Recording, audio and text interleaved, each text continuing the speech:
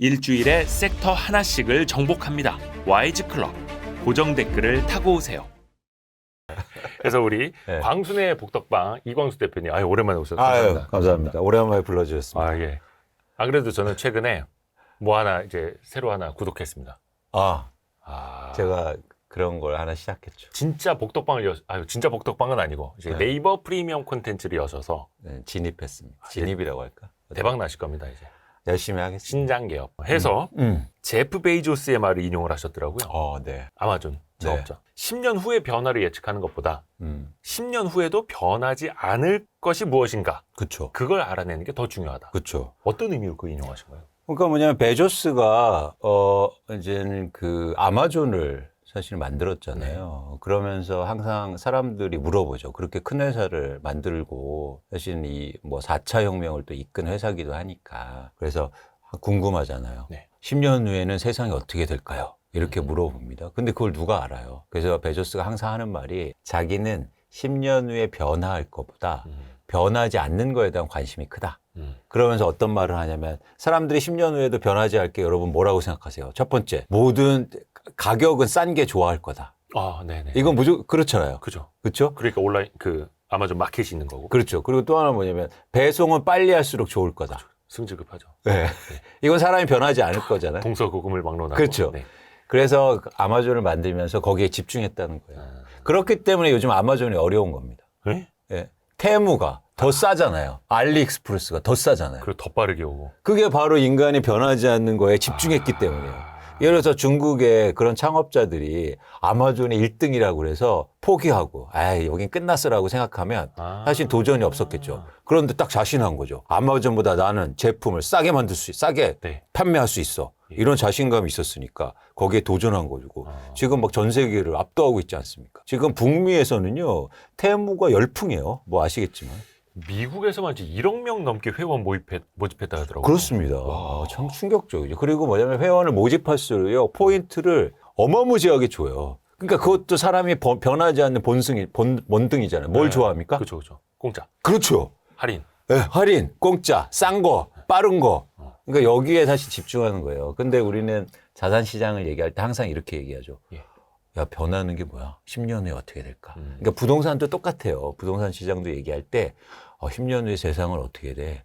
저출산 때문에 지금 세상이 변할 거 아니야? 그건 사실은 잘 모를 수도 있고 불확실성이 있단 말이죠. 그런데 진짜 본질은 뭡니까? 변하지 않는 건? 부동산을 볼 때. 그거 여쭤보려고 그랬는데 제가 왜 저한테 여쭤보셔가지고. 근데 뭔가 아니 그냥 직관적으로. 좋은 입지, 사람들이 살기 좋은 곳, 이거 아닐까요? 그건 변하죠. 변해요? 예를 들어서 예전에는 강북이 제일 좋았는데 지금 강남이 좋고 이런 건 변할 수 있거든. 변하지 않는 건 일단 집에서 살아야 된다. 이건 변하지 않아요. 그죠. 집 자체는 있어야죠. 변하지 않죠. 예. 그리고 새 집 항상 원하고, 새 집 원하고. 그리고 새 집은 헌집이 된다는 거 변하지 않고. 변하지 않는 사실 아닙니까? 가기사. 네. 그렇죠? 헌집은 또 새 집이 또 될 수도 있는 거. 이런 거 변하지 않는 것에 집중하자는 거죠. 오호. 약간 여기에서 보면 좀 인사이트가 생길 수 있다.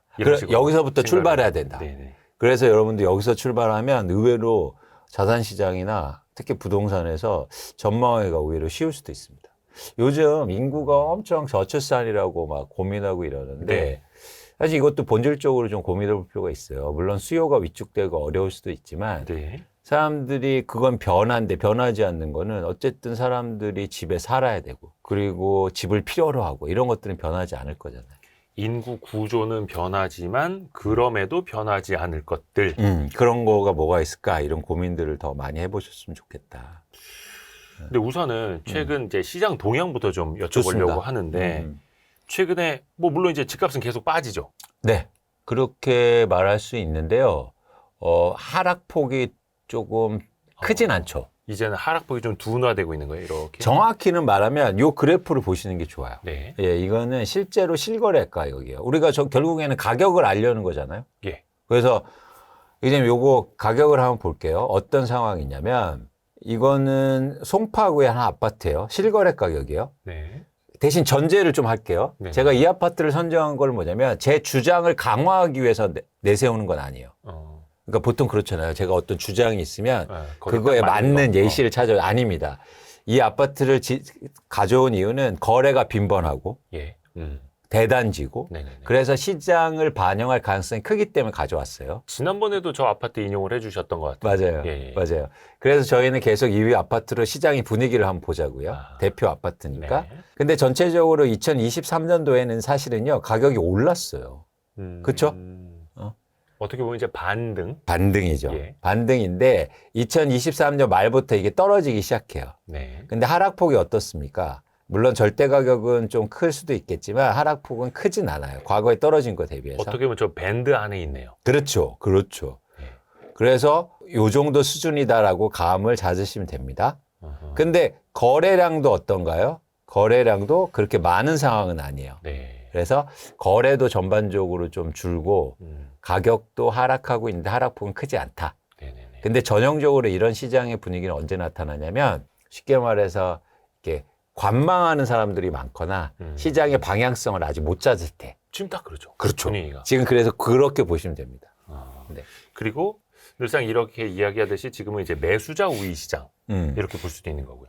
관망하는 사람이 많다라는 거는 이제 매수자들이 저 가격 더 한번 지켜볼게. 지금 당장 내가 덥석 물고 싶진 않아. 또 이럴 수도 있는 거고요.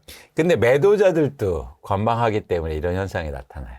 지금 막 싸게 집어던질 시장은 또 그렇다고 아니야. 아닌 이거예요. 것 같아. 2023년 보니까 집값이 올랐는데 예. 요거 지나면 또 오르는 거 아니야? 이런 기대감이 있다는 거죠. 그리고 또 지난번에 쓰신 글 보니까 집값이 빠지고 있는데 매도 물량이 또 늘고 있다고 쓰셨더라고요. 그게 이제 변화를 저희가 의미 있게 좀 보는 건데 네. 지금 이렇게 이제 정체된 쉽게 말해서 서로 이제는 일종의 눈치 보기라고 할게요. 네. 뭐 그래서 서로 일종의 매수와 매도가 서로 분위기를 타진하고 있는데 그 상황 속에서 뭔가 이 힘의 일종의 균형을 조금 바꿀 수 있는 중요한 변화가 일어나곤 있어요. 그게 바로 매도 물량 증가예요. 네. 매도 물량 증가는 바로 시장의 변화를 일으키진 않아요. 왜냐하면 집을 갖고 있는 분들이 시장의 아파트를 매도하려고 팔 때 네. 가격을 어떻게 할까요? 그래서 살짝 띄워놓고 그렇죠. 내놓겠죠. 그렇죠. 약간 나중에 내고 할 것도 좀 생각하고. 그렇죠. 그래서 내가 아파트 파는데 아유 저는 싸게 팔아주세요. 이런 사람이 어디 있습니까? 그렇죠. 그냥 일반 시장 평균가보다 그 올려서 내놔요. 그렇죠. 뭐 주식도 아니고 시장가에 던지진 않죠. 그렇죠. 그래서 기본적으로 매도 물량이 증가할 때는 가격이 지수나 호가는 올라가게 돼 있어요. 덜 빠지게 돼 있어요. 네네네네. 그런데 대신 뭐가 안 될까요? 거래가 안 되죠. 그렇죠. 그 가격이 지금 딱 그런 상황이에요. 그리고 막 그런 급한 뭐라 해야 되나 뭐 역전세난이라든지 이런 것 때문에 그것도 없어요. 그건 이미 지나갔고 그런 그렇죠. 보면은 그렇죠. 그렇죠. 그럼 어느 정도 막 이게 정체가 돼 있는 거네요. 그러면은. 그렇죠. 그런데 그거 균형을 좀 바꿀 수 있는 요소들이 나타나고 있다. 그게 말씀하신 것처럼 매도 물량이 증가하고 있다는 건 의미가 있어 보여요. 이건 변화의 일종의 징조죠. 그러면 매도 신호. 물량이 늘고 있다라는 건 매도자들은 더 많이 경쟁을 해야 되고 매수자가 훨씬 더 유리해지는 시장인 거예요. 그러면? 그렇죠. 그런 시장이 올 수가 있다는 거죠. 그래서 그게 하락장이든 상승장이든 네. 물량의 증감 여부를 또 잘 봐야 되는 거고요. 그렇죠. 중요한 게 제가 계속 강조하지만 네. 집값을 결정하는 공급은 건설사들이 짓는 아파트의 양이 아니란 말이에요. 집을 갖고 있는 사람들이 시장에 내놓는 매물의 양. 그것도 공급이다. 그게 결정적인 공급이라는 거예요. 아하. 그게 많아지면 공급이 증가하는 거고 그게 감소하면 공급이 줄어들어요. 그런데 과거하고 다른 모습이 지금 나타나고 있어요. 집값이 오를 때는요. 가격이 오르면서 매도 물량이 줄어듭니다. 네. 거두어드리고. 더 오를 것 같으니까 팔 이유가 없는 거죠. 근데 최근에는 뭐냐면 가격이 조금만 오르잖아요. 그럼 바로 매도 물량이 증가해요. 하락장일 때는 네. 조금 반등했어. 그래 지금이야. 빨리 팔아야죠 이러면서. 그래서 2023년도에 매도 물량이 크게 증가한 이유이기도 해요. 가격이 반등하니까 빨리 팔아야 된다는 그런 그래서 심리가 조급함이 있는 거죠. 지금도 그러면 가격이 반등할 때 다시 매도 물량이 많아지고 그렇죠. 이거는 또 반등을 또 제한하고. 그렇죠. 그런데 중요한 건 매도 물량을 이렇게 가격이 반등할 때 그 매도 물량을 누가 사주면 가격이 안 빠질 거잖아요. 그렇죠. 그렇죠? 물량도 소화되고. 근데 앞으로 올 시장은 매도 물량은 증가하는데 사줄 사람이 줄어들 겁니다. 이게 중요해요. 그러면 그 반등도 별 의미는 없고. 이제 하락폭이 커질 수 있다는 거죠. 오히려.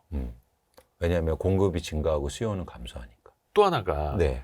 변하지 않는 것 그리고 변하는 것에 대해 앞부분에 잠깐 이야기를 했는데 그동안에 그래도 강세 끝까지 강세를 보였던 지역이 이번에 하락으로 돌아섰더라고요.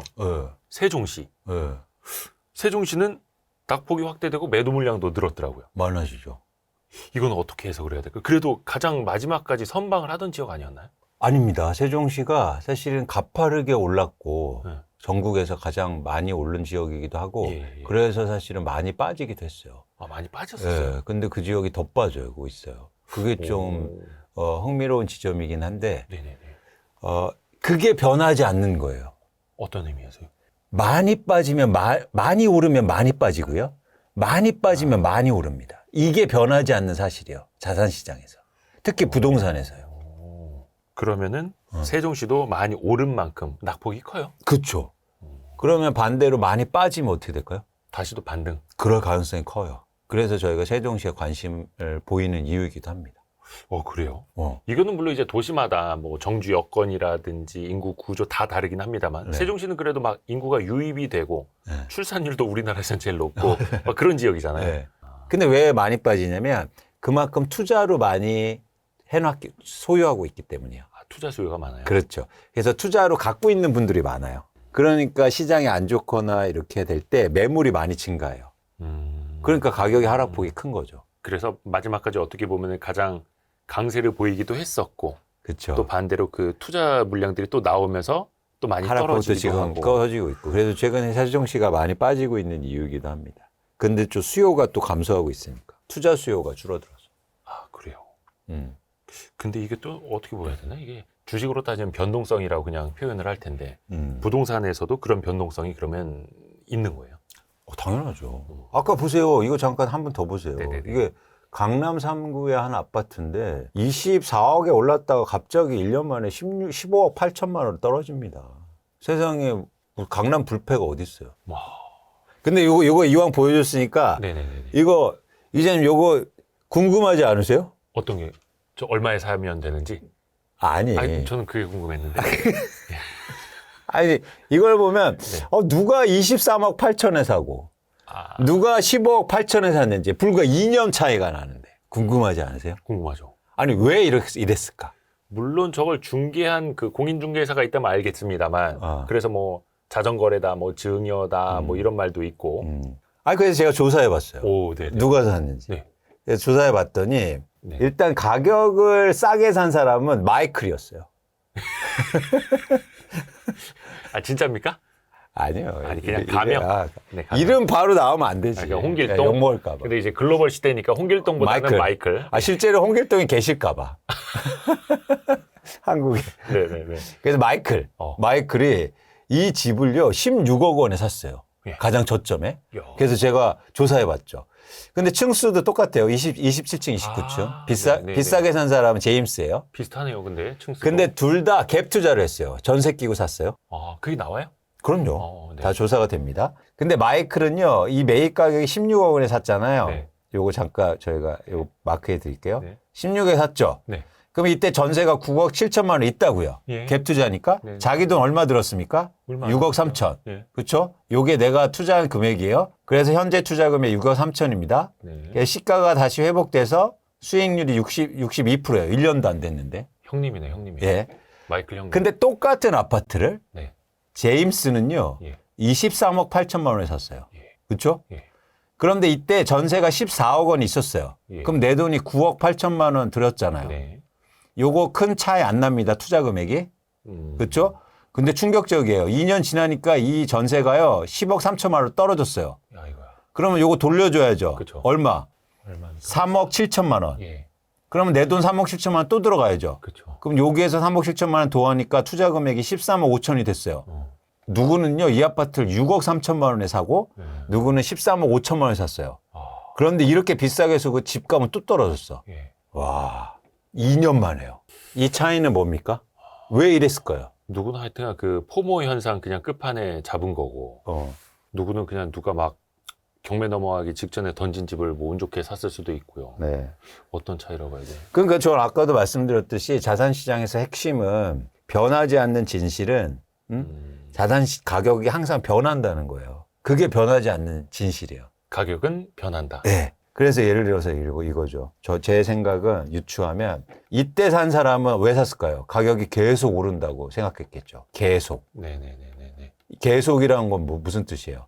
변하지 않을 거야. 오르는 게. 저 뜨거운 손의 오류라고 하죠. 그렇죠. 근데 이때 산 사람은 무슨 생각이 있을까요? 가격은 변할 거야.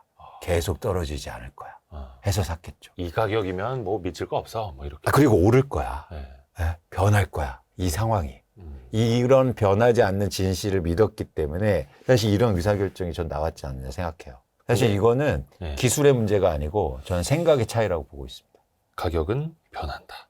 이게 변하지 않는 진실이에요. 그러니까 비싸면 떨어지고 싸면 오른다. 오르면 떨어지고 네. 떨어지면 오르고. 근데 이게 어떤 분들은 아유 저 두 사람 앉아갖고 당연한 소리 하고 있네 이럴 수도 있는데 이게 그 자산시장 한복판으로 들어가 버리면은 막 상황 판단이 안 되죠. 막 특히 부동산에서. 부동산에 팔아야 돼. 맞아요. 부동산에서. 똑같이 갭 투자를 했는데 엄청난 차이를 만들지 않습니까? 그리고 또 하나 이걸 통해서 말씀드리고 싶은 건 지금 이런 시장이라는 거예요. 이해하셨죠? 그러니까 이게 저 마이클과 제임스의 차이를 딱 보면서 아유 저 사람 실패했고 저 사람은 잘했네 하는데 그러면 now 2024년 3월 4월 이땐 어떻게 해야 되느냐 이런 시장이 온다는 거예요. 그래서 우리는 누가 돼야 되겠습니까? 제임스예요, 마이클이요? 마이클. 네. 마이클 되려고 노력해야죠. 10년 만에 한 번 오는 기회예요. 제가 가격이 떨어진다고 하니까 부정적이라고 얘기하는데 절대 그렇지 않습니다. 저는 굉장히 긍정적인 사람이에요. 왜요? 가격이 계속 오른다는 사람은 긍정적이에요? 그럼 어떤 기회가 나와요, 거기서? 그러면 20억에도 사야 되고 30억에도 사야 되고 막 이러죠. 그렇죠. 근데 가격이 떨어지면 얼마나 좋습니까? 그렇죠. 내 집 하는데 쉽게 할 수 있고 마이클이 될 수 있잖아요. 그러니까 저 입지도 좋고 대규모 단지에 24억 가던 게 10억 원대 중후반까지 내려왔으면 그 가격이면은 질러도 된다. 막 이런 또 용기를 가져야 된다. 그렇죠. 그래서 항상 변한다. 그래서 여러분들이 이런 지금 시장이니까 여러분들이 마이클이 되셨으면 좋겠다. 그런 말씀을 드립니다. 또 하나가 그 세종시만큼이나 저 개인적으로 되게 궁금한 게 동탄. 대한민국 3대 미스테리라면서요? 네네. 동탄 미스테리. 그 동탄 엄마들은 어떤 모습이냐 뭐 이런 거 인터넷 밈이 되게 많다고 하는데 뿐만 아니라 동탄 부동산 시장 과연 어떤 시장이냐. 물론 인근에 삼성의 큰 사업장이 있고 뭐 GTX도 들어온다 하고 정주 여건 되게 좋다고는 하는데 과연 동탄이 20억을 넘을 정도로 그렇게 이제 값어치가 있는 시장이냐. 서울보다 더 비싼 게 맞네. 이게 또 인터넷에 되게 논쟁이더라고요. 네. 근데 여기도 이제 많이 올랐지 않습니까? 그렇죠. 그러니까 좋은 거예요. 좋은데 네. 가격이 포함되어 있잖아요. 가격에 이미 포함이 되어 있다. 네. 그래서 제임스 같은 의사결정을 할 가능성이 높다는 거예요. 거기 좋은 거 누가 모릅니까? 결국엔 가격이잖아요. 가격이 거기에 충분히 포함되어 있느냐, 상대적으로 좋은데 가격이 낮으냐, 이걸 판단하셔서 결정하셔야 되는데 제가 보기에는 사실은 지금의 수준은 잘못 판단하면 제임스가 될 수도 있다.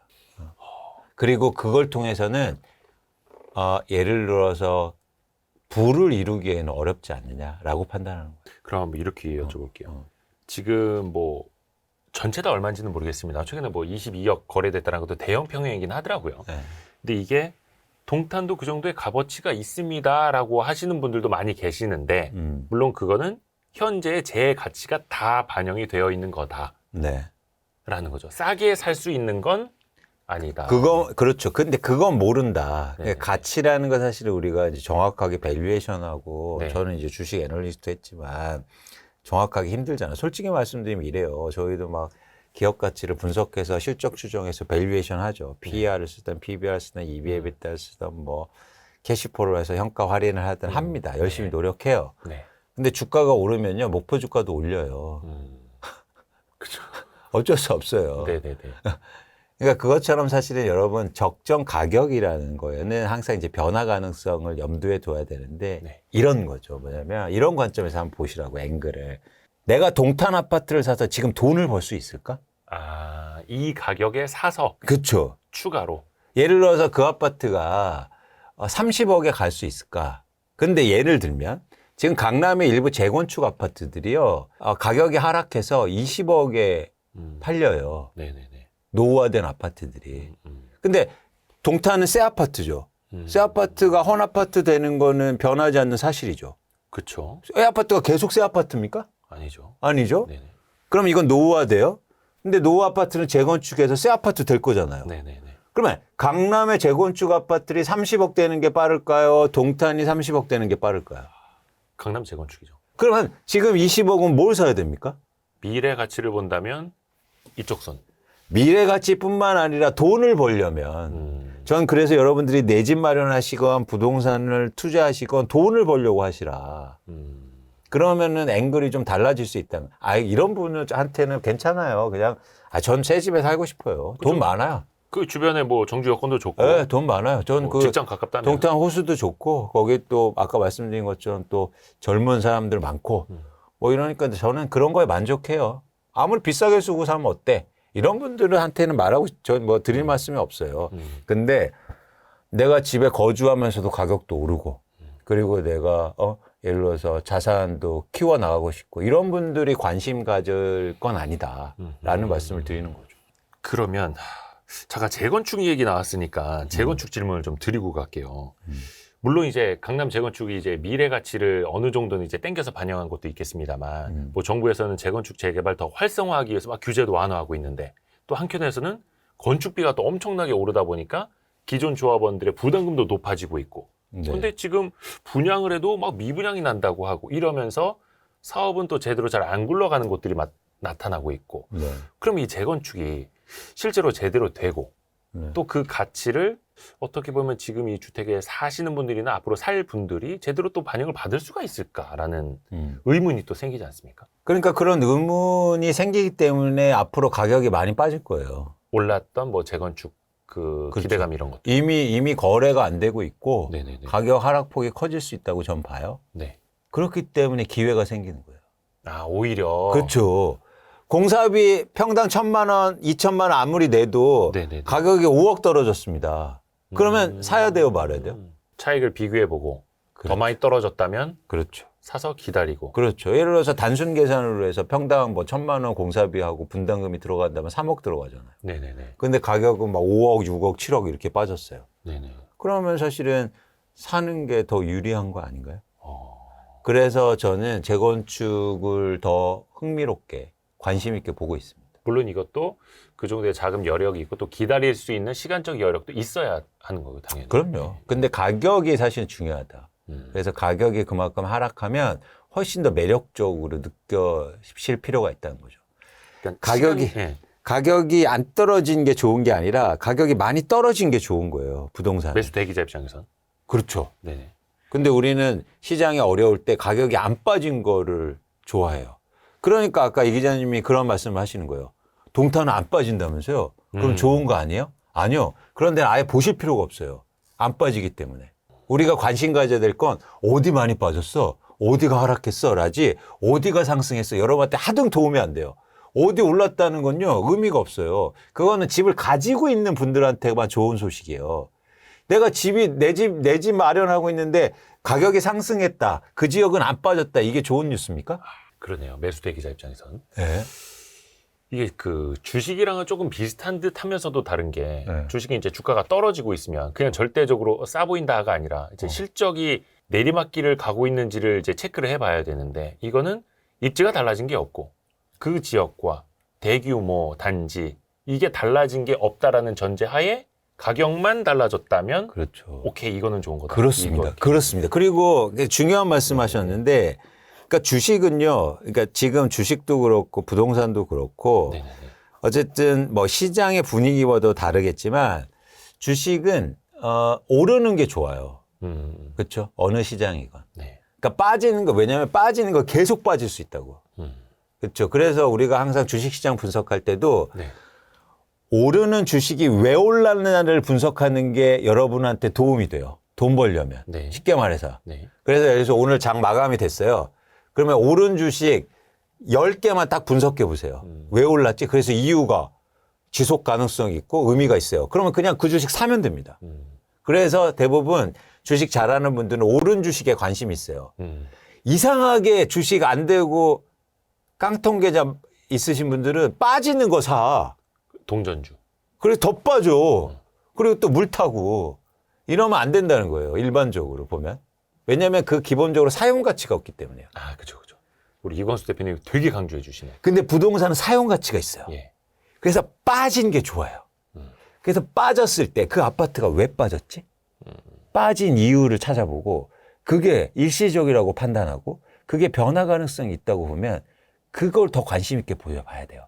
근데 우린 반대예요. 주식은 빠진 걸 보고 부동산은 오른 걸 봅니다.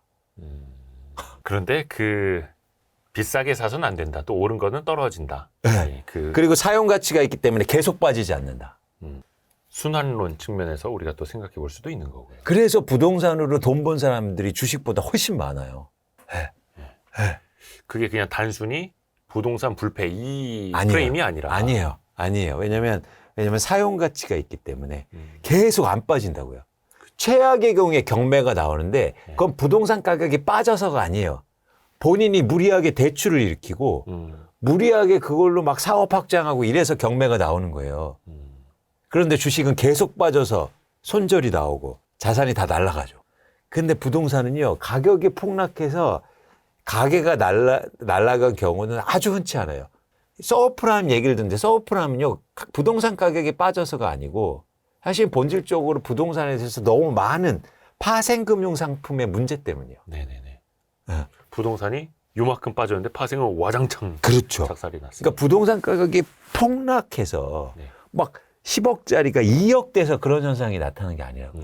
부동산은 절대 폭락하지 않습니다. 폭락하지 않는다. 네. 근데 고점 대비 한 20, 30%는 빠질 수 있잖아요. 아니, 그건 폭락이 아니에요? 그건 폭락이 아니죠. 폭락이라는 건 주식에서 폭락 뭐예요?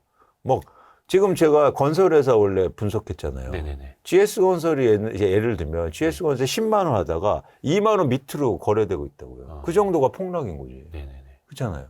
그렇게는 안 간다. 부동산은 절대. 아하. 해서 한 30%는 빠질지언정. 그렇죠. 뭐 반토막 반에 반토막 이럴 일은 없고. 그렇죠. 뭐 일본이 20년 동안 빠졌다고 하는데 절대 그렇게 되지 않습니다.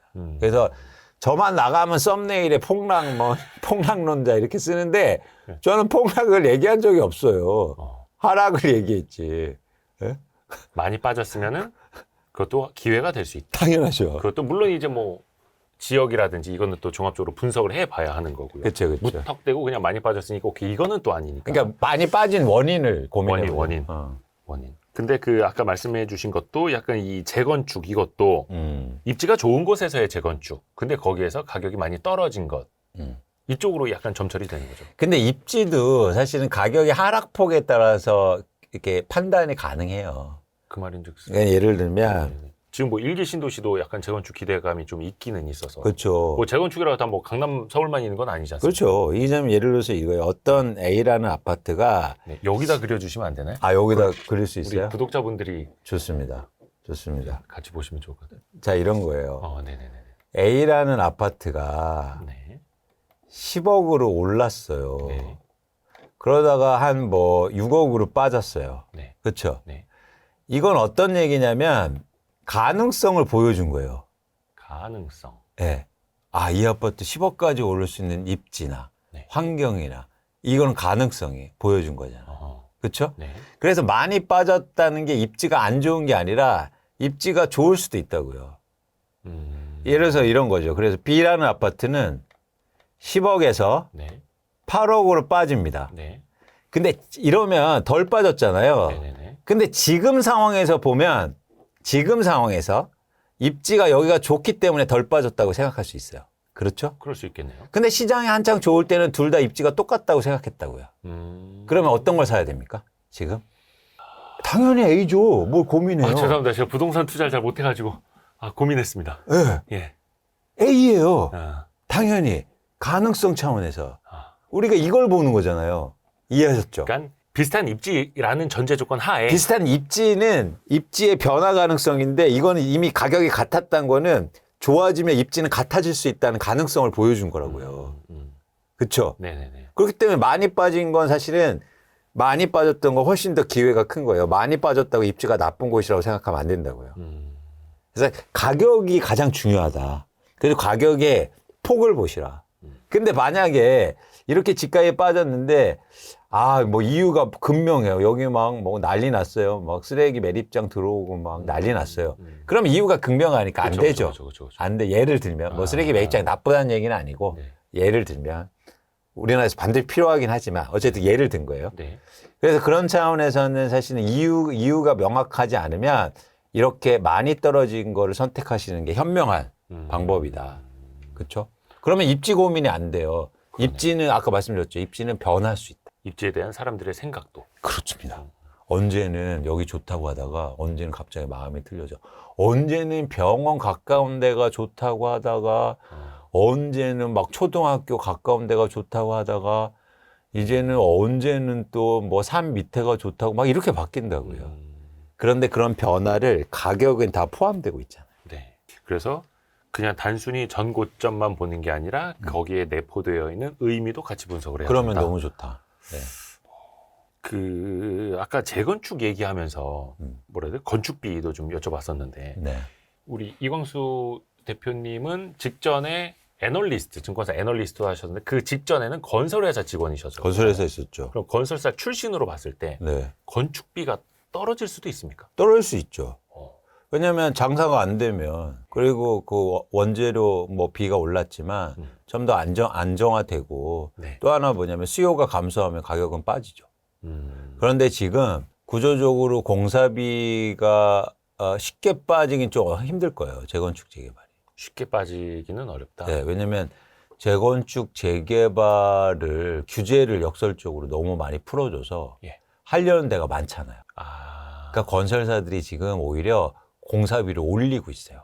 그렇죠. 그러니까 원재료 그게 일종의 이유가 돼서 그렇죠. 어찌됐든 간에 뭐 시멘트, 레미콘, 뭐 철근 다 올랐고 인건비도 올랐고. 올랐어요. 예. 올랐으니까 좋은 이유가 되잖아요. 나 공사비 높게 받을래. 네네네. 그런데 하는 데도 많아. 규제도 완화됐겠다. 그렇죠. 그러니까 예를 들면 예전 같은 경우에는 규제가 심했을 때는 예. 한 단지만 재건축 진행해요. 예. 그러니까 막 5, 6개 건설사가 싸워. 그러니까 공사비 낮춰야죠. 네네네. 근데 지금은 어디 입찰하면 참여도 안 해요. 심지어. 별로 남는 게 없다. 그래서 유찰돼요.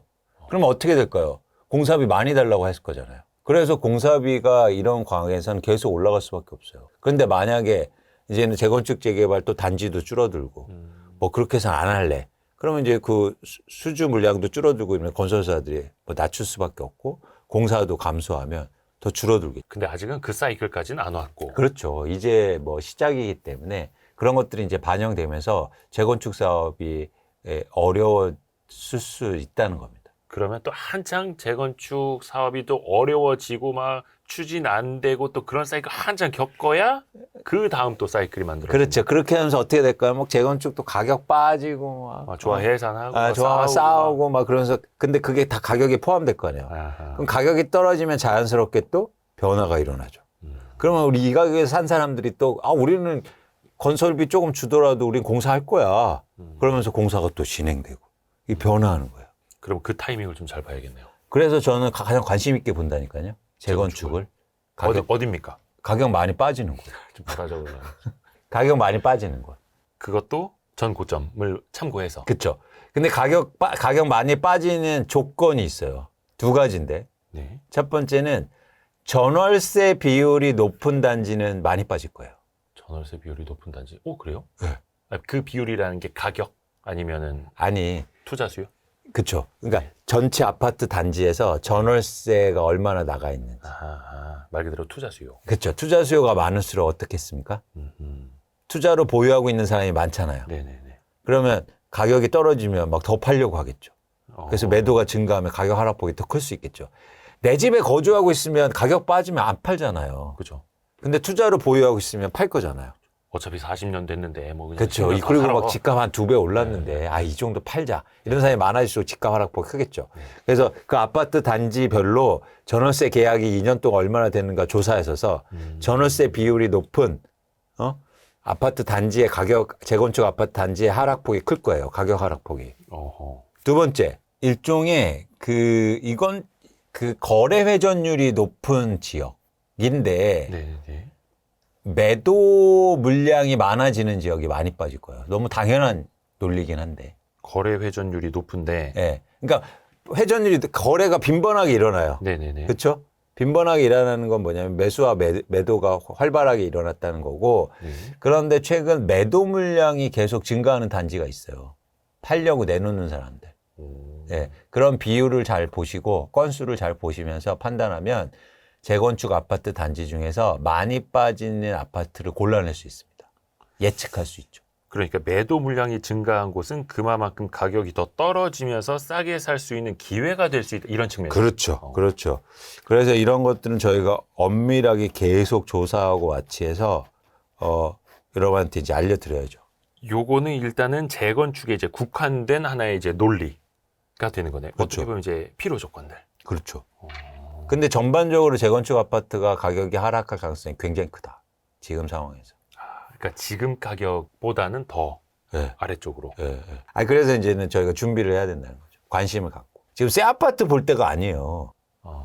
새 아파트는 이미 가격에 다 반영이 돼 있고. 그렇죠. 그리고 안 빠져. 새 아파트가 상대적으로 덜 빠졌겠죠? 덜 빠지죠. 그리고 앞으로도 덜 빠질 가능성이 크고. 근데 그 참 새 아파트 기준이 몇 년 차까지예요? 어디는 5년 차까지도 막 신축이라고 하고 막 이 복덕방 사장님들마다 다 들은데 광순회 복덕방 사장님은 몇 년 차까지 새 아파트로 보시나요? 저는 4년으로 봅니다. 4년? 네. 그러면 약간 전세 두 바퀴 돈 네. 타임. 이유가 있어요. 4년 안에는 매도 물량이 거의 안 나와요. 네.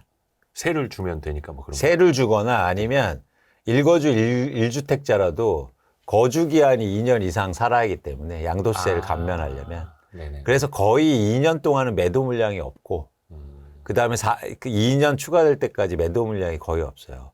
그래서 그 4년 동안은 시장의 그 가치가 적정한 가치가 아니에요. 공급이 크게 감소한 상황에서 새 아파트 살고 싶은 사람이 사니까 가격이 그냥 오르기만 해요.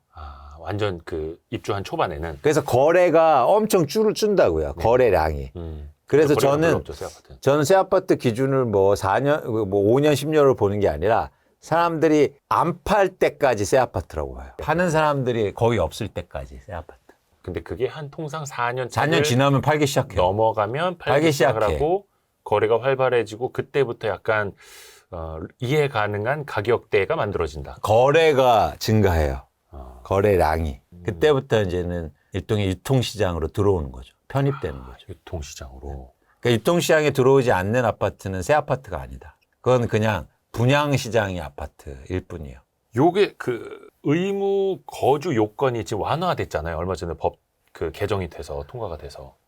그거는 이제 세금 규정은 아니고, 네. 예를 들어서 분양가 상한제가 적용된 아파트에 네, 한해서 이제 무조건 거주해야 된다. 그런데 이제 처음 3년은 유예해 줄 수 있다 이런 건데. 둔촌주공. 예. 근데 제가 말씀드린 건 뭐냐면 양도세를 적게 내려면 일단 거주를 해야 되잖아요. 양도세 때문에. 네, 그렇죠. 그거는 안 바뀌었거든요. 그러면 약간 이제 재건축이 더 좋아 보인다고 말씀은 서두해 주셨으니까 만약에 새 아파트를 보시는 분들이라면 그래도 싸게 사는 게 중요하니까. 그렇죠. 4년 차가 넘어가서 활발하게 그렇죠. 거래가 될 때. 그렇죠. 그리고 막 매도 물량들이 나오고. 그렇죠. 근데 매도 물량 막 나오고 있으면 또 가격이 어느 정도에서 바닥을 만들지는 아직은 모르는 거잖아요. 그렇죠. 그래서 새 아파트는 뭐 시장의 변화는 불문하고 그러니까 상관없이 어쨌든 초창기에 사는 건 아닙니다. 매도 물량이 없는데 살려고 달려들면 가격을 엄청 비싸게 주고 사야 돼요. 지금 같은 국면에서도요? 약간 부동산 시장 냉각기에서도? 냉각기에서도 팔지 않는다고요. 새 아파트는 팔 수가 없어요. 세금 때문에. 예.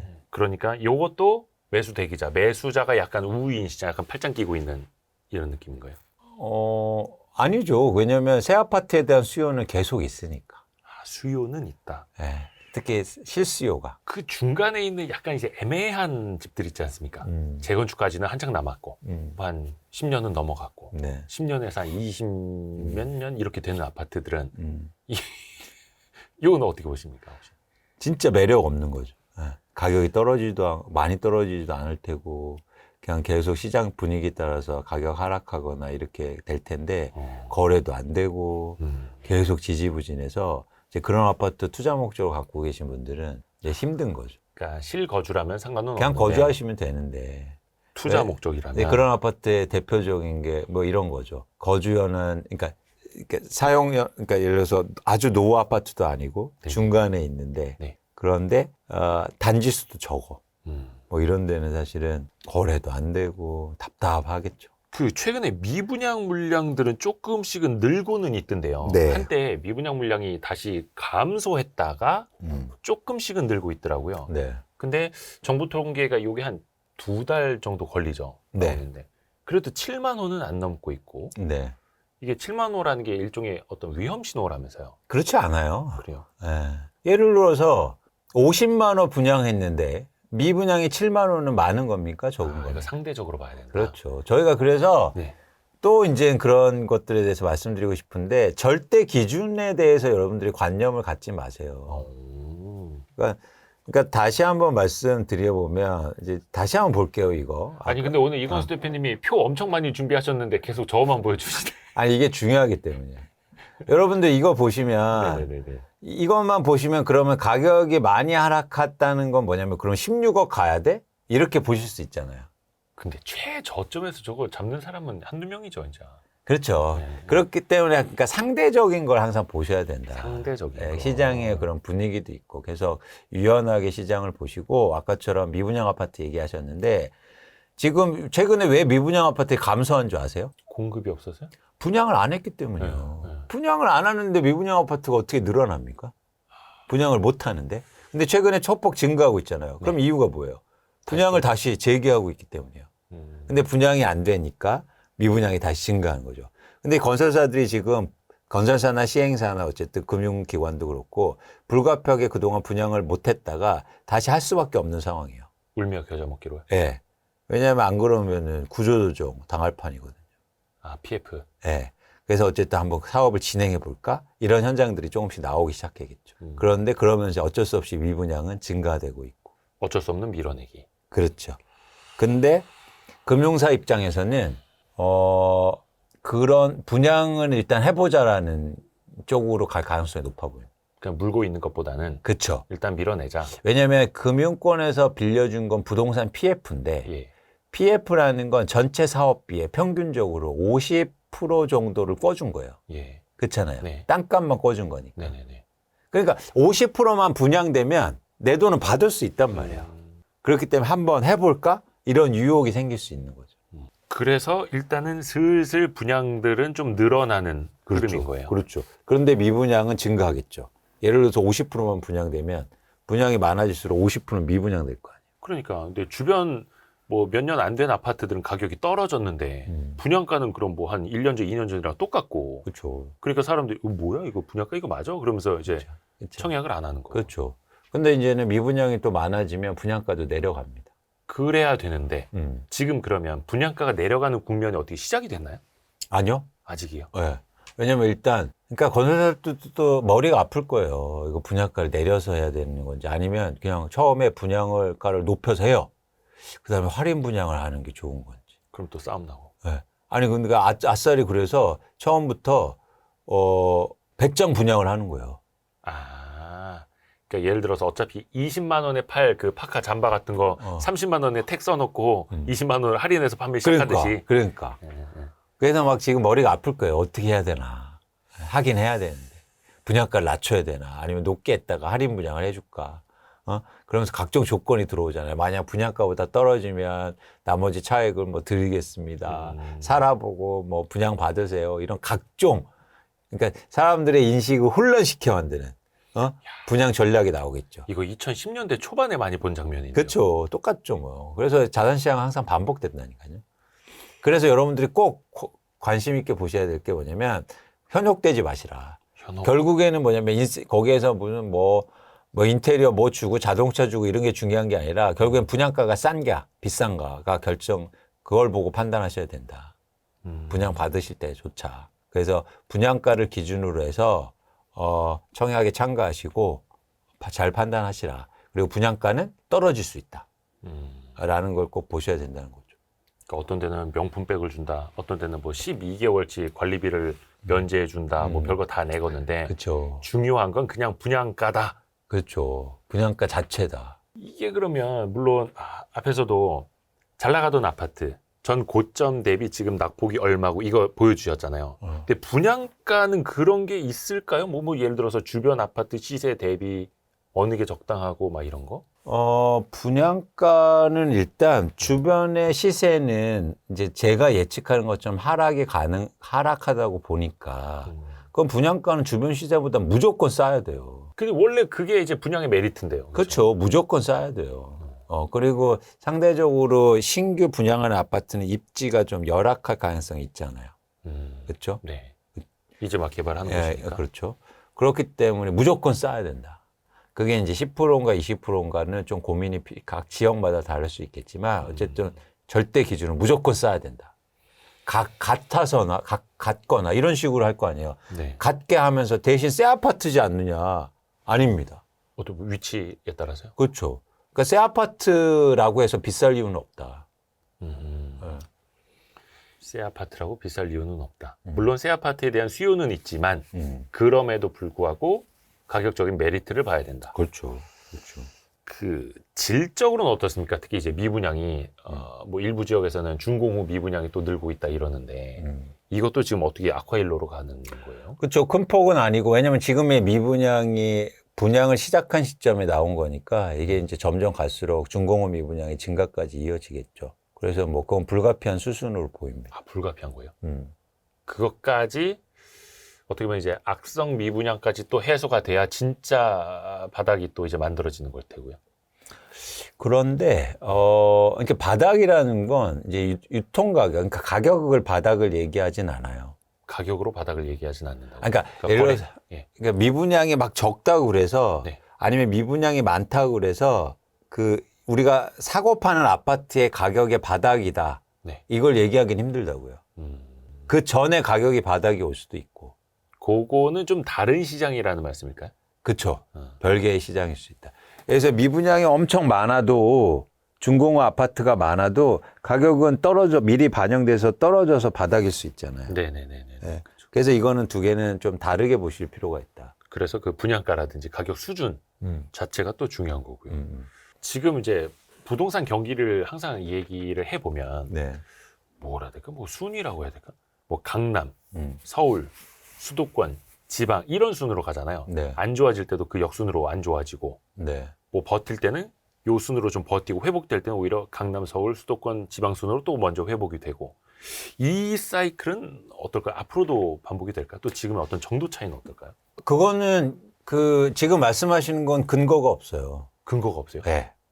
네. 근데 항상 뉴스 보면 막 이렇게 아니에요. 그건 많은 사람들이 일반적으로 생각하기 때문에 그냥 그런 식으로 얘기하는 거예요. 그러니까 거기에서 그러면 근거를 대라. 그러면 근거를 대지 못해요. 예를 들어서 서울과 수도권이 빠질 때 지방은 좋아졌고 지방이 나쁠 때 서울 수도권이 좋아진 적도 많고 그리고 최근에 보면 사실은 서울과 수도권의 집값 하락폭이 훨씬 더 커요. 2022년도에 보면. 그거는 항상 말씀하시는 것처럼 많이 올라서 그렇죠. 많이 떨어지고 그렇습니다. 이제 우등생 됐습니다. 네. 그리고 그 변동성이 큰 이유는 뭐다? 수요와 투자로 갖고 있는 사람들이 많기 때문에. 그래서 너무 그렇게 단선적인 규정을 하고 시장을 접근하면 안 된다는 거죠. 그런 건 없어. 항상 변한다. 그래서 항상 변하는 것과 변하지 않는 것을 구분해서 생각을 해야 되는 그렇죠, 거고. 그렇죠. 네. 근데 지금 일단 부동산 시장은 전반적으로 냉각기이고 정부에서도 그래서 특히 작년 초에도 뭐 특례보금자리론이라든지 또 최근에는 신생아 보금자리 이렇게 계속 정책금융상품 내놓잖아요. 네. 근데 특례보금자리론은 그래도 시장의 경착륙을 방어하는데 시장의 또 반등까지도 가져왔으니까 효과를 낸 거겠죠. 정책의 효과는. 냈죠. 네. 그러면 앞으로는 어떨까? 일단 신생아 이거 특례대출은 뭐 규모는 절대적으로 작다고는 하는데 앞으로 또 시장이 또 경착륙 될 것 같으면 또 뭔가 정부가 다시 한번 정책적인 걸 또 꺼내려고 하지 않을까요? 그러니까 이게 또 막 계속 반복되니까. 이것도 정확하게 저희가 이제는 이해하실 필요가 있어요. 네. 정책의 효과를 낸 이유는 네. 가격이 많이 빠졌기 때문이에요. 네네네네. 막 미분양 날 것 같고 막. 아니, 날 것 같고가 아니에요. 네. 미분양 낮고 가격이 빠졌고 그러니까 정책이 효과를 낸 거라고요. 그건 굉장히 큰 차이예요. 날 것 같아서 나온 정책은 효과를 못 내요. 예측하는 정책은. 예. 시장이 기본적으로 우리가 예를 들어서 이거죠. 2013년, 13년, 14년도에 가격이 그때 뭐냐면 빚내서 집 사라. 빚내서 집 사라는 정책이 가격을 올렸다고 생각하죠. 그런데 결과적으로는 네. 이렇게 얘기해 드릴게요. 네. 가격이 오르는데 빚내서 집 사라는 정책이 나오면 집값이 올랐을까요? 더 올랐을까요? 혹은 네. 가격이 계속 오르는데 빚내서 집 사는 정책이 나올 수 있습니까? 그러긴 못하죠. 두 개가 다 불가능해요. 네. 그러니까 공교롭게도 가격이 빠지니까 정책이 나와서 마치 정책이 효과를 낸 것처럼 얘기해요. 그 두 가지가 맞물린 건데. 그렇죠. 그러니까 예를 들어서 지금 특례보금자리는 효과를 낸 건 네. 2022년도에 가격이 아까처럼 급락했기 때문에 정책이 나왔죠. 네. 그때 막 강남에 둔촌 주고 이런 거 미분양이 계약률이 막 50% 이렇게 됐다고요. 그죠. 그러니까 1월 달에 정책이 특례보금자리로 해서 각종 규제 완화책이 나왔잖아요. 네네네. 그러니까 효과를 낸 거예요. 근데 지금요, 가격이 아까처럼 뭐 소폭 빠지고 있어요. 네네네. 정책 아무리 나와도 효과를 낼 수 있을까요? 그래서 신생아 대출이 효과를 못 내고 있는 이유이기도 합니다. 가격이 빠져서 신생아 대출 해준다고 그러면 애 낳아요. 가격이 정말 많이 빠져서 레버리지 좀만 써도 정말 싸게 살 수 있다면. 그렇죠. 네. 그러면 입양도 증가할 거예요. 만약에 애가 있다고. 정책 대출 받으려고. 만약에 입양하는 사람한테 정책 대출 해준다 그러면. 근데 가격이 안 빠진 상황에서 신생아 대출 해줄게라고 그러면 신생아 대출이 최근까지 3조 원 나가는데 그중에서 신규 대출 금액은 20%가 채 안 된단 말이에요. 그렇죠. 그렇죠. 특례보금자리는요, 나오자마자 한 달 만에 7조 원이 대출 받아요. 맞아요. 대부분 50%가 막 신규 주택. 출발이 전제가 다르다는 거예요. 그래서 우리는 이거를 꼭 고려해야 됩니다. 정책이 시장을 움직이는 게 아니고 전제가 필요하다는 거예요. 정책이 효과를 내려면. 이게 과거에 그 폭등 시장에서도 정책으로 못 잡았던 것도 똑같습니다. 가격이 막 오르고 있는데 막 규제가 나와도 사실은 정책이 효과를 못 냈잖아요. 그렇죠. 정책이 시장을 움직일 수는 없다. 근본적인 방향을 틀기는 힘들다. 그게 이제 가격과 맞아야 된다라는 거죠. 바닥에서 맞든 위에서 맞든. 그렇죠. 그래서 예를 들어서 이런 거죠. 가격이 막 아까 재건축 말씀드렸죠. 재건축 아파트 가격이 막 빠지면 그때부터 재건축 규제 완화가 영향을 미치기 시작할 거예요. 네네. 근데 사람들은 어떻게 생각할까요? 가격이 빠지면 정책 효과 없네. 그죠. 라고 얘기하는 거예요. 그 사람들은 직관적으로 결론만 보이니까. 그렇죠. 그러니까 예를 들어서 집값이 오를 때는 집값을 잡는 정책이 효과를 못 내요. 네네. 집값이 떨어질 때 드디어 잡는 정책이 영향을 미치면서 하락폭을 더 키우는 거예요. 근데 특례보금자리로는 그게 정말 고점 대비 많이 빠진 그 상황에서 나왔으니 영향을 미친 거죠. 그래서 이거는 다른 거예요. 아까 이 기자님 말씀하신 것처럼 빠질 것 같으니까 정책이 나와서 시장을 변화시킨 거 아닙니까? 아니요. 빠진 다음에 정책이 나왔고 그래서 효과를 낸 거다. 굉장히 다르죠. 그러네요. 그러면 일단 결과적으로 2023년 초 네. 맞죠? 특례보금자리론 네. 게 그때 특례보금자리론을 받아서 정말로 싼 값에 내 집을 마련한 사람들은 지금 위너인 거예요? 아니죠. 그때는 집값을 올려가면서 살 수밖에 없었어요. 네.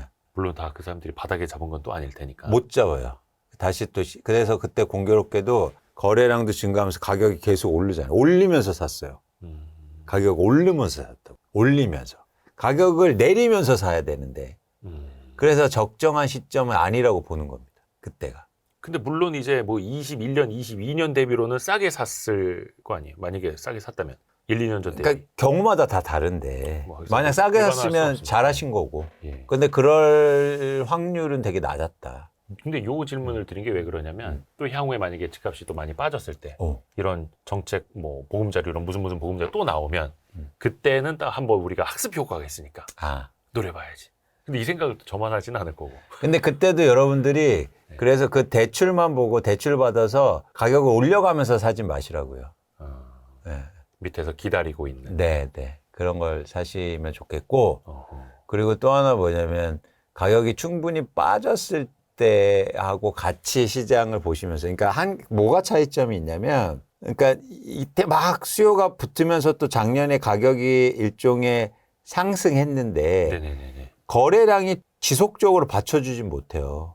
거래량이 한 3, 4개월 증가하다가 끝났거든요. 그러니까 그 반등도 한계가 있는 반등. 그렇죠. 네네. 그래서 저희가 이제 야, 이거 오르는 거 지속 가능성이 없다라고 본 거죠. 그래서 지금도 쫓아가면서 비싸게 사지 마시라. 네, 네, 네. 근데 분명히 막 대출해주고 이러는데도 쫓아가지 않아도 싸게 살 수 있는 시장은 반드시 옵니다. 쫓아가지 않아도 싸게 살 수 있는 시장은 반드시 온다. 네. 그거 좀 여쭤봐야겠다. 그래도 저희한테 많이 이제 이광수 대표님이 알려주신 게 고점 대비 30% 정도 빠지고 거래량이 의미 있게 늘어난 아파트는 사도 된다. 늘어날 때 추세적으로. 네네. 네. 그 말씀을 해주셨잖아요. 그러면 그 어떤 조건에 충족하는 아파트들이 좀 어떻게 나타나고 있나요? 지금? 예. 아니요, 지금은 거의 아, 없어요. 그래요? 네. 지금은 가격은 빠지고 거래량은 회복하지 않고 있고, 그리고 반대로 가격도 충분히 안 빠진 아파트들이 많죠. 거래량도 그렇고 가격도 아직은 충분치 않다. 네. 그럼 둘 중에 하나라도 어떻게 충족이 되는 거는 있나요? 지금요? 예.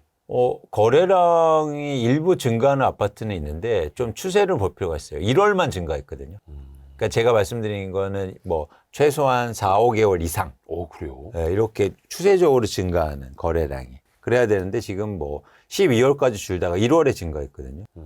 그리고 2월에도 뭐 증가하거나 증가폭이 클 것 같지는 않고 제가 볼 때는 3월 달부터 다시 감소할 가능성이 커 보이기 때문에 지금 그런 아파트를 찾기는 좀 힘듭니다. 근데 이제 그 말씀을 뒤집어서 다시 질문을 드리자면 4, 5개월 이상 거래량이 유의미하게 늘어났다라면 네. 이미 이 집값은 바닥을 치고 그래도 우상향을 하면서 이 말인 즉슨 또 쫓아가면서 살 수밖에 없는 그런 상황 아니요. 아닐까요? 아니. 앞으로 올 시장은 거래량이 증가하는데 이상하게 가격이 안 올라요. 그러니까 L자형으로 갈 그렇죠. 거라는 거예요. 그런 시장이 반드시 옵니다. 이게 경제도 그렇고 L자형 침체가 제일 무서운 거 아닙니까? 아닙니다. 부동산은 제일 좋은 시장이에요. 실수요자 입장에서 봤을 때. 네. 왜냐하면 예를 들어서 거래량은 증가하는데 가격은 안 오르거나 빠지고 있다는 건 예. 어떨 때 이럴 때가 오나요? 진바닥. 네, 진바닥인데 근데 쟤는 주식 용어를 썼나? 지금 쌍바닥 나올 뻔했네. 예. 양봉 이런 거 한번 써볼까요? 시장이 아파트 거래량은 증가하는데 네. 가격이 이상이 안 오르고 네네네네. 오히려 빠지거나 정체돼요. 네. 이건 뭐냐면 수요와 공급으로 하면 어떨 때 이런 시장이 오냐고요. 수요는 네. 증가하는데 네네네. 공급도 증가할 때 파는 사람도 많고 사는 사람도 많을 때 이런 시장이 와요. 이해하셨어요? 네네네. 근데 그때가 바닥이에요. 가격대는 큰 변동은 없고. 그렇죠. 이런 거죠. 가격 거래량도 증가하면서 가격이 오르면 네네네. 수요만 증가한다는 거잖아요. 예, 수요만. 예, 상승장이죠. 예. 이때는 바닥이 아니에요. 근데 그러면 바닥에서 이제 L자형으로 가면서 예. 수요도 늘고 매도도 늘고 예. 그러면 가격이 L자형이라는 거예요. 그런 시장이 있었나요? 있었죠. 2012년, 13년. 그때 제가 집값에 관심이 없었을 때. 정확히 바닥. 정확히 바닥. 그래요. 예. 여기는 없는데 정확히 바닥. 하기사 뭐 한 14, 15년부터 조금씩 이제 오르기 시작을 했으니. 2012년과 13년도에 그래서 거기에 측정하는 지표가 있어요. 뭐냐면 거래 평균 가격이 가장 많이 떨어졌어요. 2012년, 14년. 왜냐하면 떨어진 매물의 양이 많았거든요. 그래서 부동산 시장의 정확히 바닥은 언제다? 파는 사람도 많고 사는 사람도 많을 때. 근데 파는 사람이 많고 사는 사람은 없을 때는 향후 어떻게 된다는 얘기인가요? 더 빠진다는 거죠. 반대로 파는 사람은 없고 사는 사람이 많을 때는 오른다는 얘기잖아요. 네. 이럴 때는 사기가 힘든 거고 계속 높여주고 사야 되니까. 근데 지금 시장은 앞에서 이야기한 것처럼 반등을 좀 했는데 다시 매물이 막 많아지고 있고. 근데 사는 사람 없고. 그러니 이거는 떨어질 수 있다. 그런데 이렇게 떨어지다가 가격이 충분히 떨어지면 또 다시 파는 사람들은 많은 상황에서 누군가 살려는 사람들이 증가할 거잖아요. 네. 그러면 거래량이 증가합니다. 근데 거래량이 증가하니까 이제는 살 사람이 있네? 그래서 파는 사람도 많아져요. 그러면서 가격은 안 올라요. 오히려 떨어질 수도 있고. 이런 시장이 반드시 옵니다. 반드시 와요? 반드시요. 반드시. 그게 이건 변하지 않는 사실이에요. 그래요? 네. 그게 언제일지는 모르지만. 언제일지가 말씀드렸잖아요. 조만 기억을 못하지? 네. 가격이 안 오르는데 거래량이 증가할 때. 그게 언제예요? 저는 뭐 예를 들어서 2025년 1분기. 그건 사기꾼이지. 그렇게 날짜를 얘기하는 거 사기꾼이야. 제가 이건수 대표님 모셔다 한번 장사를 한번 해보려다 실패했네, 이거. 그러니까 이거는 우리는 조건으로 봐라. 그렇죠. 세상에 때라는 게 어디 있습니까? 때라는 건요, 네. 그런 상황의 변화를 올 때가 때예요. 예. 때라는 게 아니고 그게 기회예요. 음. 그래서 제가 꼭 말씀드린 게 여러분들이 때를 기다리지 말고 기회를 기다리시는 거예요.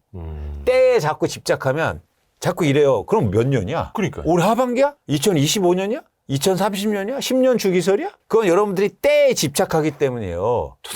저처럼. 우리는 뭐에 더 주목한다? 기회. 기회. 기회는 뭐냐면 이 기자님 아까 말씀하신 조건이 그래서 중요한 거예요. 우리는 기회를 기다리는 사람들입니다. 때를 기다리는 게 아니라. 그렇죠. 그렇기 때문에 이런 공부도 필요한 거예요. 오호. 때를 기다리면 그러면 올해 말에 때면 왜 지금 왜 유튜브고 왜 프리미엄 콘텐츠 이런 거 왜 있습니까? 그냥 아무 놀다가 그냥 그때 사면 되지? 우문현답을 해주시네요. 이거. 제가 기껏 배워놓고 이제 언제입니까? 이 얘기하고 있고. 네. 제가 화내는 거 아닙니다. 아니 화내신 겁니다. 제가 이렇게 얘기하면 야, 너 왜 그 화를 내냐 이렇게 얘기하면 저 화낸 거 아니에요. 아, 제가 예, 원래 말투가 이래요. 되게 웃으면서 화내시는 게 제일 무서워. 진짜 이게 우문현답 확 들었습니다. 네. 이게 뭔가 항상 이렇게 뒤통수를 빵 맞는 느낌. 이런 거 한번 와야지 네. 제대로 공부했다. 네. 깨달았다. 그 앞에서도 말씀해 주신 게 지혜. 네. 그쵸. 글로써 지혜를 얻을 수 있다 말씀을 해주셨는데 역시 이광수 대표님 말씀을 들으면은 그래도 이제 없던 지혜가 생깁니다. 그래서 이제 오늘 정리하면서 꼭 네. 그냥 말씀드리고 싶은 게 있어요. 네네. 근데 이제 제가 변하지 않는 것에 요즘 부동산 시장에 집중하고 있는데 네네. 그런 차원에서 변하지 여러분들한테 않는 거. 꼭 보여드리고 싶은 게 하나 있어요. 네. 뭐냐면 바로 이거예요. 변하지 않는 사실은 뭡니까? 사람은 집이 필요하다. 그거 하고 사람은 또 늙는다예요. 이거 변해요, 변하지 않아요? 당연히 변하지 않죠. 사람은 나이가 먹고 늙는다. 특히 우리나라 이제 아마 올해면 초고령 사회 그렇죠. 판단 나올 텐데. 근데 이거 잘 보시란 거예요. 이거 연령별로 그 일종의 부동산, 자산에서 부동산이 차지하는 비중이에요. 그렇죠? 예.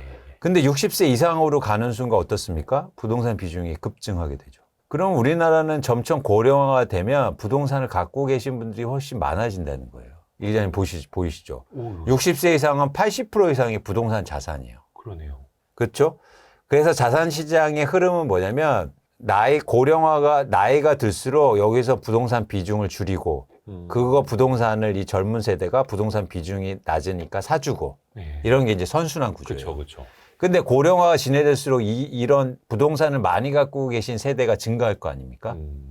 그런데 또 하나 변하지 않는 사실은 나이가 고령화가 될수록 일을 줄이잖아요. 네. 그러면 근로소득도 줄 거 아닙니까? 네네. 60세 이상 가구들이요, 근로소득이 50% 이상이 감소해요. 그렇죠. 그렇죠? 네. 너무 당연한 사실이에요. 그렇죠. 그러면 생각해 보세요. 내가 고령화가 됐어요. 그런데 소득은 줄어요. 네. 근데 갖고 있는 재산 중에서 대부분은 부동산이에요. 그럼 어떻게 해야 됩니까? 팔아서 현금화해서 유동자산으로 갖고 있어요. 그렇습니다. 그래서 저는 고령 세대가 갖고 있는 매도 물량이 많이 증가할 가능성이 높아 보여요. 이렇게 되면 한국의 부동산 시장의 패러다임 자체가 달라져요. 패러다임이 달라진다. 예. 이거는 어쩔 수 없는 인구 구조니까. 어쩔 수 없는 고령화, 네네. 어쩔 수 없는 나이 듦에 대한 변화를 저희가 보셨으면 좋겠다. 그런데 이런 변화가 저는 이미 일어나고 있다고도 생각해요. 최근에 매도 물량이 증가하는데요. 9년 이상 보유한 분들이 많이 증가하고 있어요. 이거 그래프 보시면. 9년 이상 보유한 사람들의 매도 물량. 네. 근데 이 속내를 살펴보니까 60세 이상 분들이 많아요. 집을 팔려는 분들이 오래 보유하고 있다가 드디어 팔기 시작한 거예요. 그거는 이제 노후를 준비하기도 하고 이미 차익을 실현하고 많이 올랐다. 그래서 예를 들어서 큰 집에 강남 아파트에 사시는데 줄여서 네네. 그렇죠? 옮기면서 그 자산을 확보하는 분들이 나도 모르게 난 아니라고 하지만 누군가 지금 그러고 있다는 거예요. 이거는 굉장히 큰 변화를 이야기하는 거예요. 그러니까 누구는 20억 했던 아파트가 15억이 돼서 고통을 받고 있지만 이미 5억에 사두신 분들 입장에서는 10억의 차익이 발생한 상황이고 아쉽지 않고 그렇죠. 이거를 팔아서 이제 또 그렇죠. 노후를 준비하는 상황. 그렇죠. 그런 분들이 늘고 있다. 그렇죠. 그런데 이런 분들이 추세적으로 증가할 거기 때문에 한국의 아파트의 매도 물량이 증가하고 그러면 공급이 많아질 수 있다는 거예요. 근데 이거는 저는 현명한 결정이라고 봐요. 그리고 전 그러기를 권장해 드립니다. 이유가 있어요. 노후를 준비하시는 분들에게. 예, 그건 자산 관리 핵심이에요. 그렇죠, 그렇죠. 은행이 돈을 버는 방법은 간단합니다. 뭐냐면 은행은요, 예를 들어서 그냥 1억이 있다고 볼게요. 네. 근데 1억을 예금을 받아요. 근데 예금은 정기예금 1억 받았어요. 네. 근데 정기예금 1억을 5%의 이자율 5%에 네. 이자율이 5%에 받았습니다. 근데 1억 원을 똑같이요, 주택담보대출을요 5%에 해줬어요. 네네. 이 은행 돈 법니까 안 못 법니까? 벌죠. 비용만 나가죠. 왜 못 벌어요? 예? 5%의 정기예금 받아서 네. 5%의 대출을 해줬어요. 네네. 그럼 돈 벌어요, 안 벌어요? 똔똔 아닙니까? 아니죠. 네. 그게 자산관리 핵심이라고요. 잘 보세요. 네. 정기예금은 이자 언제 줘요? 만기가 됐을 때 한 번 해주죠. 네네네. 근데 대출 이자는 언제 받아요? 매달 받죠. 예. 매달 내잖아. 써서 이자님 대출 그쵸, 이자 매달 내야 안 돼. 매월 내죠. 근데 정기예금 예자는 아, 한 번에 받죠. 예. 만기가 되면 받죠. 네네네. 중간에 계속 돈 받아서 굴려. 또 그렇기 때문에 단순하게 보면 돈을 못 버는데 은행은 돈을 벌어요. 무조건 돈을 버는 구조라고요. 그러니까 단순히 예대 금리 차만 생각할 게 아니다. 그렇죠. 시간같이. 복리와 예. 자산의 흐름이 중요한, 그게 자산관리의 핵심이에요. 노후 세대가 될수록 이걸 받아야 돼요. 무슨 얘기냐면 내가 집 한 채가 있어요. 네. 주택연금을 받는 건 그냥 정기예금 이자만 받겠다는 거예요. 예. 그렇죠? 예. 근데 자산을 줄여서 그 자산을 활용한다는 건 매월 복리를 활용하는 자산관리를 하겠다는 거예요. 네네네. 당연히 후자로 가야 됩니다. 그게 자산관리 핵심이에요. 그렇죠. 어렵지 않죠? 그렇기 때문에 전 여러분들이 이러셨으면 좋겠어요. 그래서 오늘은 말씀드리고 싶은 핵심적인 내용은 고령 세대 분들이 퇴직하시고 이럴 때 집을 제발 떠안고 계시지 마시라. 그거는 투자가 아니다. 줄이시고 그 자산을 확보하셔서 투자하시고 복리를 추구하셔야 그게 자산관리 핵심이라는 거예요. 그거는 이제 약간 다주택일 경우에는 집을 좀 줄이고 할 수가 있는데. 아니요. 1주택자도요. 1주택자도. 당연하죠.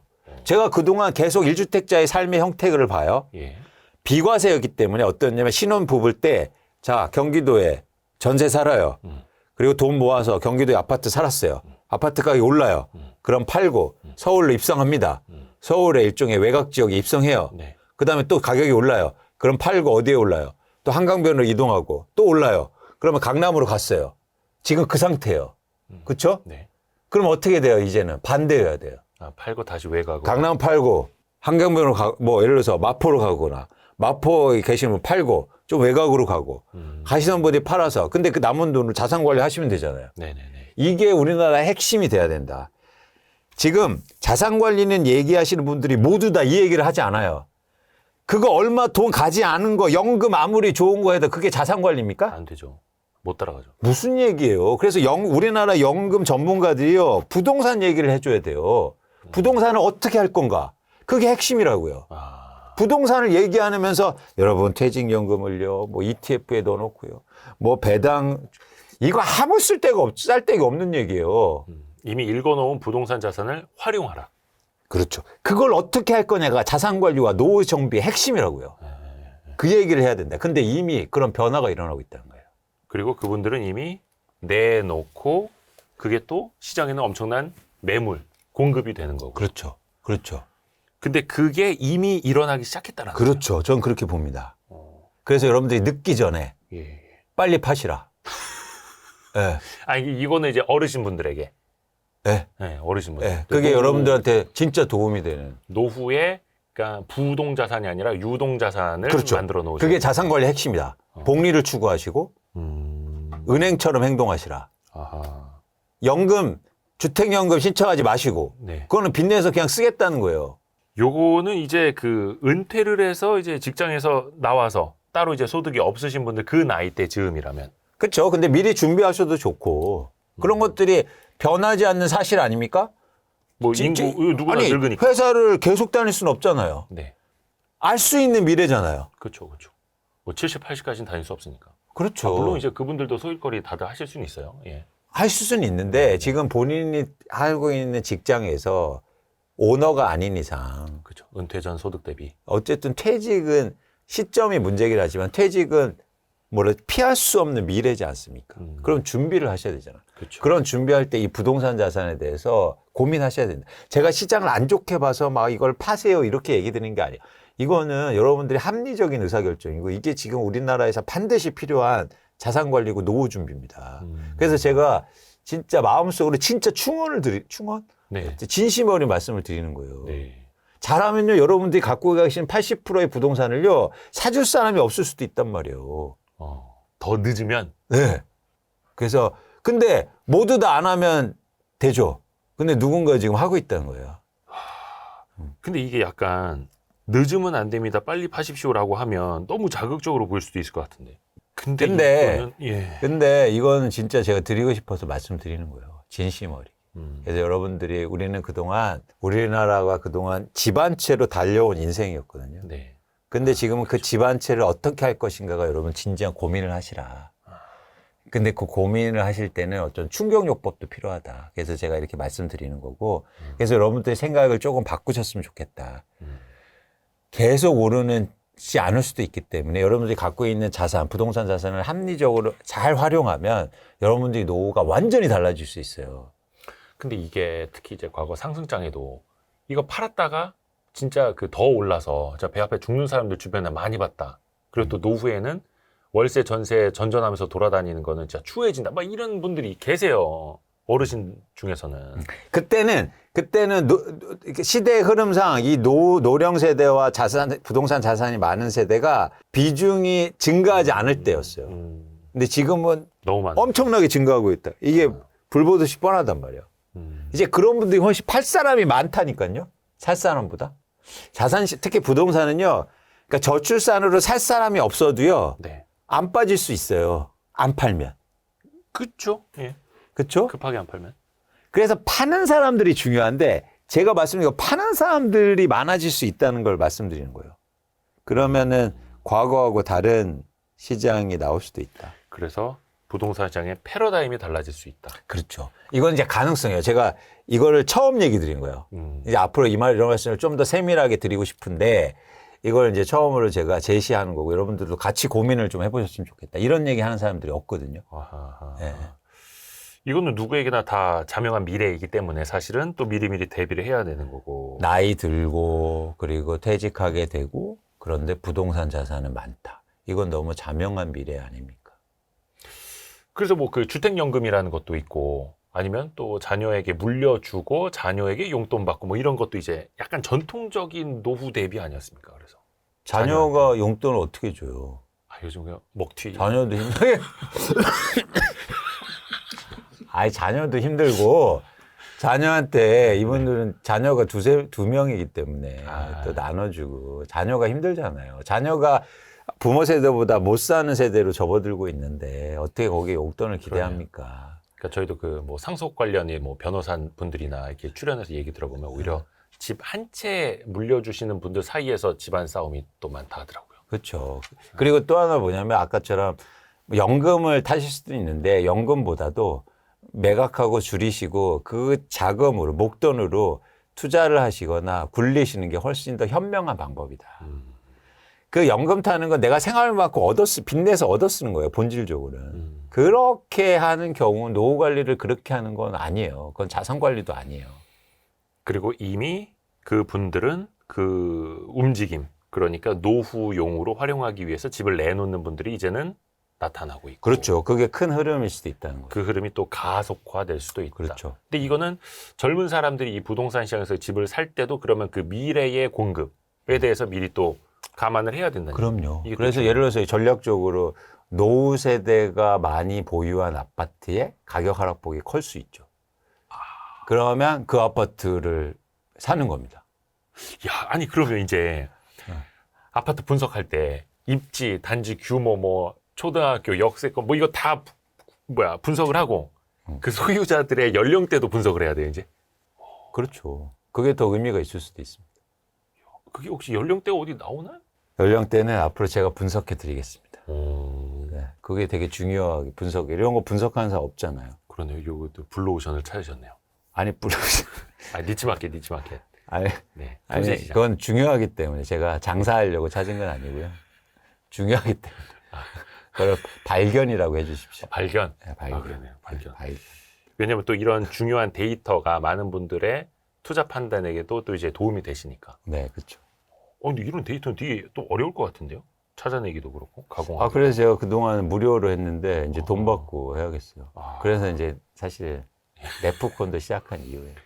그래서 항상 그 진짜로 예전에 복덕방 가서 어르신 이야기를 듣고 배우는 것 같은 느낌이 있습니다. 너무 좋아요. 너무 좋아요. 제가 너무 지향하는 지점이요. 너무 좋습니다. 그래서 항상, 편하게. 예, 항상 와이스트리 많이 찾아주시고. 아, 그렇네. 광순의 복덕방 이광수 대표님 함께했습니다. 고맙습니다. 고맙습니다. 아이고.